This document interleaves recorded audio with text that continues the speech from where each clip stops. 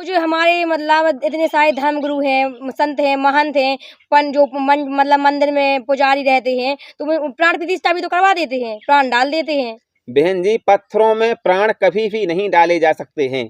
जी बहन जी, आप पढ़ी लिखी हो, समझदार हो, आप खुद विचार करो। जब ये पंडित लोग इतने होशियार हैं कि मूर्ति में प्राण डाल देते हैं, तो भारत के इतने सारे लोग मर जाते हैं, आप लोग उनका दाह संस्कार क्यों कर देते हो? कोई मर जाए, इन्हें पंडितों के पास ले जाओ, जो उन्हें प्राण डाल देंगे, लोग जिंदा हो जाएंगे, और जो भी खर्चा लगेगा वो हम लोग दे देंगे। आप जब ये लोग पत्थर में प्राण डाल देते हैं, तो इंसानों में तो प्राण डालना बहुत आसान है। बताओ, आप विचार करो। ये बात भी तो सही है। तो बहन जी, आप लोगों को इन धर्म गुरुओं ने मानसिक रूप से गुलाम कर रखा है, शास्त्र विरुद्ध साधना बता रहे हैं, जिसको करने से हमें कोई लाभ नहीं होता है। देखो बाबा, सब तो लोग वहाँ चले आ रहा है अपने। और रिश्तेदार राम राम राम राम राम। आओ बैठो, आओ बच्चा, जाओ पूजा बहन पानी लिया रिश्तेदार को।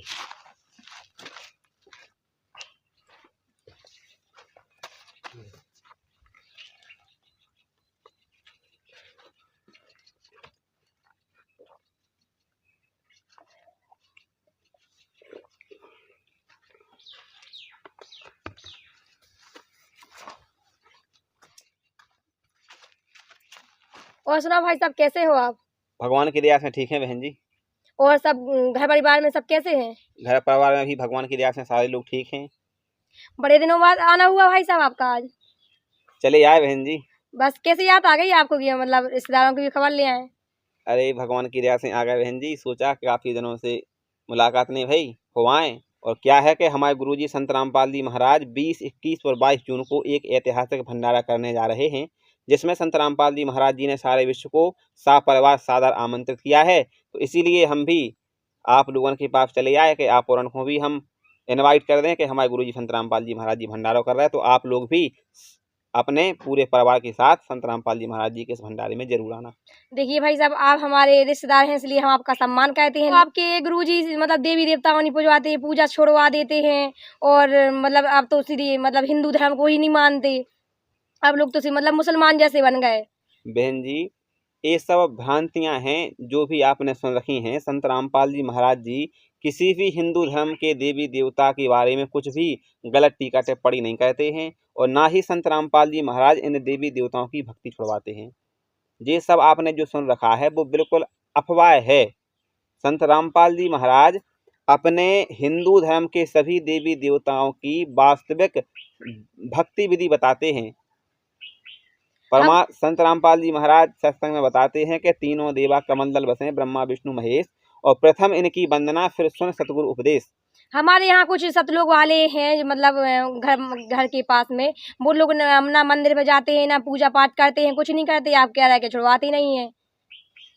बहन जी, संत रामपाल जी महाराज जी और संत रामपाल जी महाराज जी के जितने भी शिष्य हैं, वो सारे के सारे शास्त्र अनुकूल साधना करते हैं, यानी कि भगवान को प्राप्त करने की जो वे और वर्षिफ है, भगवान को प्राप्त करने की जो वास्तविक विधि है, उस विधि से वो भगवान की सद्भक्ति करते हैं। रही बात मंदिर में जाने की, तो ये तो आपको पता है कि भगवान कण कण में व्यापक है, भगवान सर्वत्र है। भगवान ऐसा तो है नहीं कि केवल मंदिर में भगवान है, बाकी और कहीं भगवान ना हो।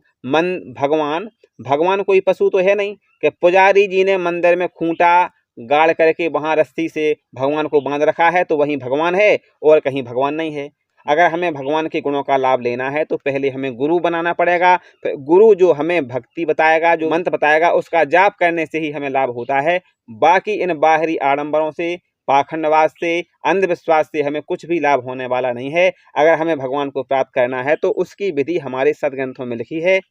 तो मतलब हमें यह भी तो पता होना चाहिए कि आप जो बोल रहे हैं वो सच है। बहन जी, सच ये है कि अभी तक आप लोग जो भी भक्ति साधना कर रहे हो, जो भी मंत्र जाप कर रहे हो, भगवान को प्राप्त करने की जो भी आप क्रियाएं कर रहे हो, वो सारी की सारी शास्त्र विधि को त्याग करके मनमाना आचरण है। जैसा कि हमारी श्रीमद् भगवत गीता के अध्याय नंबर 16 के श्लोक नंबर 23 में बताया है कि जो साधक शास्त्र विधि को त्याग करके अपनी इच्छा से मनमाना आचरण करता है, उस साधक को न सुख होता है, न सिद्धि होती है, न उसकी गति होती है। इसलिए इसके बाद फिर 16वें अध्याय के श्लोक नंबर 24 में तुरंत कहा है कि हे अर्जुन, कर्तव्य यानी क्या करना चाहिए, अकर्तव्य यानी क्या नहीं करना चाहिए, इस व्यवस्था में केवल शास्त्र ही प्रमाण है। इस प्रकार तू शास्त्र विधि से नियत कर्म करने योग्य है। तो हमारे शास्त्रों में जो भगवान को प्राप्त करने की विधि है वो केवल और केवल आज वर्तमान में संत रामपाल जी महाराज जी बता रहे हैं। और भारत के जितने भी संत हैं, महंत हैं, कथावाचक हैं, वो सारे के सारे शास्त्र विधि को त्याग करके मनमाना आचरण बता रहे हैं, जिसको करने से हमें कोई भी लाभ नहीं होता है। तो क्या मूर्ति पूजा शास्त्र साधना है? बहन जी, संत रामपाल जी महाराज शास्त्रों से प्रमाणित ज्ञान बताते हैं। तो हमारे शास्त्रों में, हमारे पवित्र सदग्रंथों में मूर्ति पूजा के लिए मना किया गया है। एक मतलब आप हमें यह तो बताइए कि प्रमाण कहाँ पर है, कहाँ पर कौन से वेद मतलब कौन से धर्म शास्त्रों में मना किया गया है? बहन जी, हमारी श्रीमद् देवी भागवत पुराण द्वितीय खंड 9वां स्कंद अध्याय 7 के श्लोक नंबर 38 से 42 में मूर्ति पूजा का पूर्ण रूप से खंडन किया गया है। और मूर्ति पूजा का खंडन श्रीमद् देवी भागवत पुराण प्रथम खंड 3रा स्कंद अध्याय नंबर 29 श्लोक नंबर 21 से 22 में भी मूर्ति पूजा के लिए मना किया गया है। इसी के साथ साथ गरुड़ पुराण के धर्मकांड पेज कल्प के अध्याय नंबर 38 श्लोक नंबर 11 में भी मूर्ति पूजा का विशेष रूप से खंडन किया गया है। तो संत रामपाल जी महाराज जी ने सदग्रंथों को खोल करके दिखाया है। ऐसा हमारे पवित्र सदग्रंथों में लिखा है, जो संत रामपाल जी महाराज अपने सत्संग के माध्यम से बताते हैं। तो मूर्ति पूजा हमारे शास्त्रों में कहीं पर भी नहीं लिखा है कि मूर्ति पूजा करो। इसीलिए संत रामपाल जी महाराज मूर्ति पूजा का खंडन करते हैं। पूर्ण परमात्मा कबीर साहिब ने कहा है कि पत्थर पूजे हरि मिले तो मैं पूजूं पहाड़, और तासे तो चकिया भली पीस खाए संसार। जो मतलब इतना आपने बताया कि मतलब हमारे धर्म शास्त्रों में ये सब लिखा है, लेकिन जो अयोध्या में श्री राम राजा की मूर्ति स्थापित की गई, वो सब इतने लोग, लाखों की संख्या में लोग बाग दर्शन करने के लिए आते हैं, तो ये सब गलत है? बहन जी, मूर्ति गलत नहीं है, मूर्ति पूजा गलत है। संत रामपाल जी महाराज जी ने सत्संग के माध्यम से बताया है कि हमारे परिवार में अगर कोई गुजर जाता है तो हम लोग उसकी मूर्ति या उसकी फोटो अपने घर पर रखते हैं। तो संत रामपाल जी महाराज जी ने कहा है कि अगर मूर्ति या उसकी फोटो दिख जाए तो हमें उसको प्रणाम भी करना चाहिए। ये भी संत रामपाल जी महाराज जी ने बताया है। लेकिन ये नहीं बताया कि अगरबत्ती लेके और उनकी आरती उतारने लगो। तो संत रामपाल जी महाराज जी ने बताया है कि मूर्ति अच्छी बात है, लेकिन मूर्ति पूजा गलत बात है, जैसा कि हमारे सदग्रंथों में प्रमाण है। आप समझो कि मूर्ति का काम क्या है। संत रामपाल जी महाराज जी ने सत्संग के माध्यम से बताया है कि मान लो किसी गांव में कोई डॉक्टर आता था, हमें कोई बीमारी थी, हम अपनी बीमारी का इलाज कराने के लिए उस गांव में उस डॉक्टर के पास जाते थे, तो वो हमारा इलाज करता था, हमें दवाई देता था, इंजेक्शन लगाता था, बोतल चढ़ाता था। अब मान लो कि वो डॉक्टर वहां से कहीं चला गया और वहां गांव वालों ने उस डॉक्टर की याद में वहां पर एक मूर्ति स्थापित कर दी। अब हमें कोई बीमारी है और हम उस मूर्ति के उस गांव में जाएं और उस मूर्ति के सामने अगरबत्ती घुमाएं और कहें कि डॉक्टर साहब हमें बीमारी है, हमारी बीमारी ठीक कर दो, तो क्या अब उस मूर्ति में से वो डॉक्टर निकल करके आपको इंजेक्शन लगा देगा? क्या आपको दवाई दे देगा? क्या आपकी बीमारी को ठीक कर देगा? तो जिस प्रकार से वो डॉक्टर वहां से जब चला गया, ठीक इसी प्रकार हम और आप जो मंदिर में मूर्ति की पूजा कर रहे हैं वो सब गलत है। मूर्ति की पूजा करने से भगवान के हमें लाभ प्राप्त नहीं होंगे, वो तो हमें भगवान ही दे सकता है। और हमारे पवित्र सदग्रंथों में भगवान को प्राप्त करने की जो वे और बरसिप लिखी है, यानी कि भगवान को प्राप्त करने की जो सही विधि लिखी है, वो आज वर्तमान में संत रामपाल जी महाराज जी बता रहे हैं। तो अगर आपको भगवान से प्राप्त होने वाले लाभ चाहिए तो संत रामपाल जी महाराज जी से नाम दीक्षा लेकर के सदभक्ति करनी पड़ेगी, तब जाकर के आपको भगवान से प्राप्त होने वाले लाभ मिलेंगे। तो जो हमारे मतलब इतने सारे धर्म गुरु हैं, संत हैं, महंत हैं, जो मतलब मंदिर में पुजारी रहते हैं, तो प्राण प्रतिष्ठा भी तो करवा देते हैं, प्राण डाल देते हैं। बहन जी, पत्थरों में प्राण कभी भी नहीं डाले जा सकते हैं।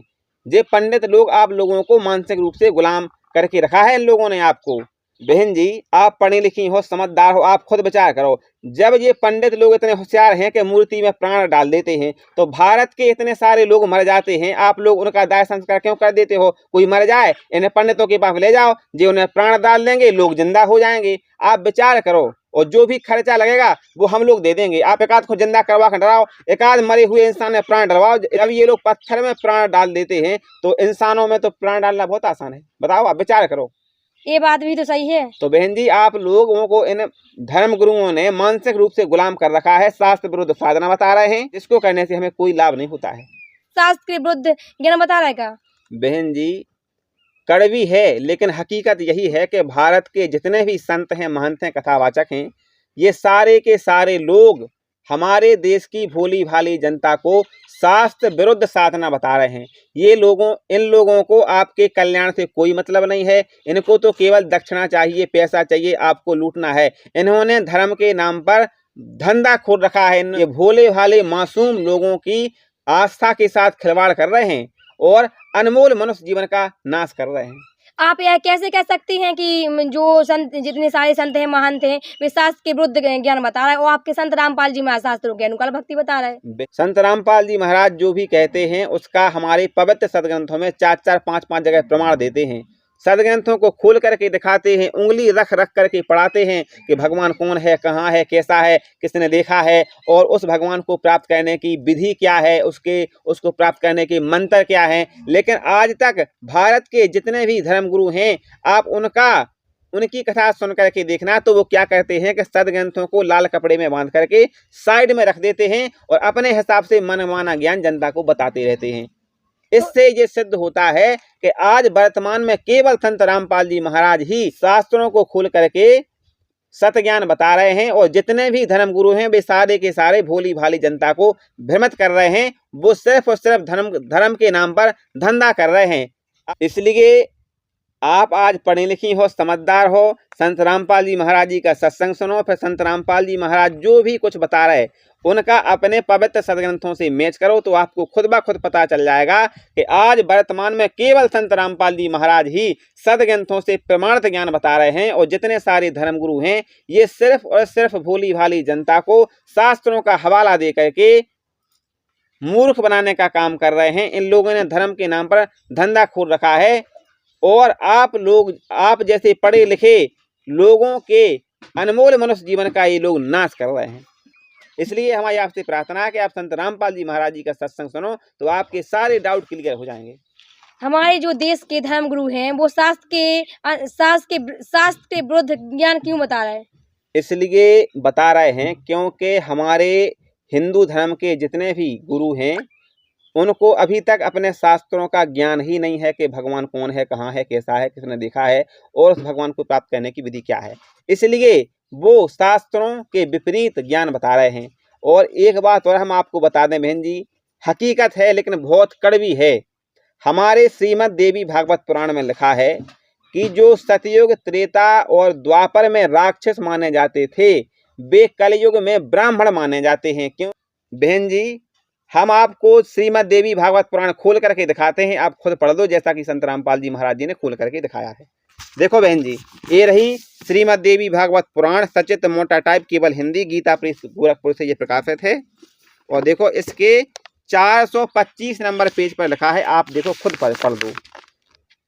उन प्राचीन युगों में यानी कि सतयुग, त्रेता, द्वापर में जो राक्षस समझे जाते थे वे कली में यानी कलयुग में ब्राह्मण माने जाते हैं, क्योंकि अब के ब्राह्मण प्रायः पाखंड करने में तत्पर रहते हैं। दूसरों को ठगना, झूठ बोलना और वैदिक धर्म कर्मों से अलग रहना कलयुगी ब्राह्मणों का स्वाभाविक गुण बन गया है। वे कभी वेद नहीं पढ़ते।